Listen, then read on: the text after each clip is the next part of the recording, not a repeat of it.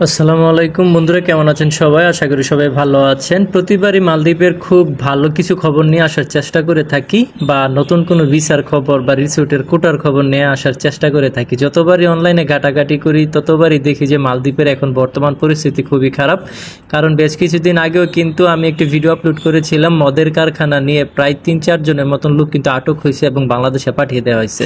তবে আজকের যে ভিডিওটি সেটিও দুঃখজনক একটি খবর। সেটি হচ্ছে যে কিছু বাংলাদেশি প্রবাসীরা রয়েছেন যারা নারী কেলেঙ্কারির সাথে জড়িত, অর্থাৎ মালদ্বীপে কিছু পতিতালয় রয়েছে, সেই পতিতালয়ের সাথে যারা সম্পৃক্ত রয়েছেন 4 জন বাংলাদেশি সহ প্রায় 7 জনকে আটক করা হয়েছে বর্তমানে।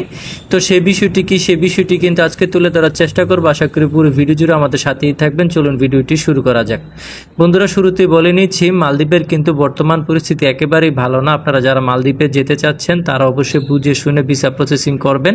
ভালো ভিসা না পেলে কিন্তু এখন বর্তমানে ফ্রি ভিসায় যে নিজস্বভাবে কাজ খুঁজে আপনারা কাজ করবেন, সেই বিষয়টি কিন্তু এখন গ্রাহ্য হচ্ছে না, বা আপনারা কাজও পাবেন না। তো সেক্ষেত্রে আমি বলবো যে আপনারা অবশ্যই যখন মালদ্বীপে যাবেন নতুন ভিসার ক্ষেত্রে, তার অবশ্যই ভালো মালিকানাধীন যাওয়ার চেষ্টা করবেন। কারণ বর্তমানে এখন অপারেশন কুরাঙ্গি নামে একটি ফোর্স এবং ইমিগ্রেশন ফোর্স নামে যে দুটি ফোর্স, অসংখ্য লোক কিন্তু বাংলাদেশে পাঠাচ্ছে মালদ্বীপ থেকে।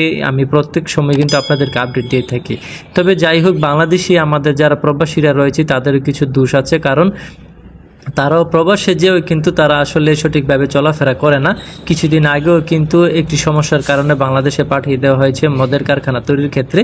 আর আজকে যে বিষয়টি সেটি হচ্ছে যে মালদ্বীপের মধ্যে ছোটোখাটো একটি পতিতালয় গড়ে তুলেছেন প্রায় 7 জন টিম। 7 জন টিমের মধ্যে 4 জনই নারী রয়েছেন।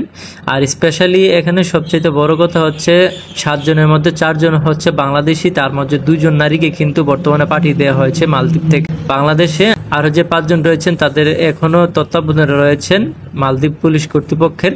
তবে এই বিষয়টি আরেকটু খোলাসা করার চেষ্টা করবো। চলুন আরেকটি ভিডিওতে যাই। মোহাম্মদ মাহমুদুল মালদ্বীপে ব্যাপক পতিতাবৃত্তির সাথে জড়িত অভিবাসীদের শনাক্ত ও আটক করতে মালদ্বীপ পুলিশ সার্ভিসের সহযোগিতায় পরিচালিত অভিযানে আটক 2 নারীকে মালদ্বীপ ইমিগ্রেশন নিজ দেশে ফেরত পাঠিয়েছে।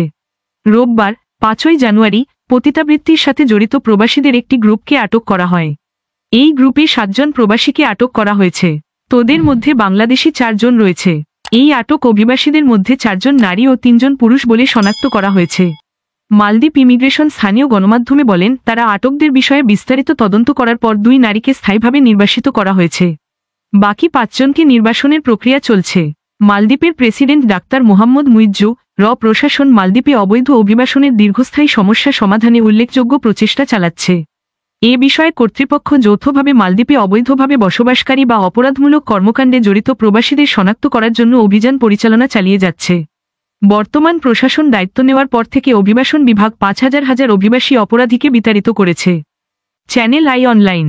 তো বন্ধুরা, এই হচ্ছে মূল বিষয়টি। আমি আপনাদেরকে টোটালি ডকুমেন্ট তথা এবং একটি অডিও রেকর্ড আপনাদেরকে শোনাইছি।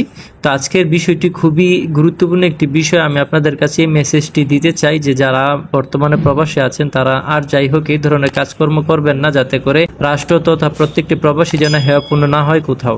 এই হচ্ছে মূল বিষয়টি। আশা করি আজকের ভিডিওটি সবাই ভালো লাগছে। যদি ভালো লেগে থাকে তাহলে অবশ্যই লাইক কমেন্ট শেয়ার করবেন এবং স্পেশালি আমাদের চ্যানেলটিকে সাবস্ক্রাইব করবেন। টাটা।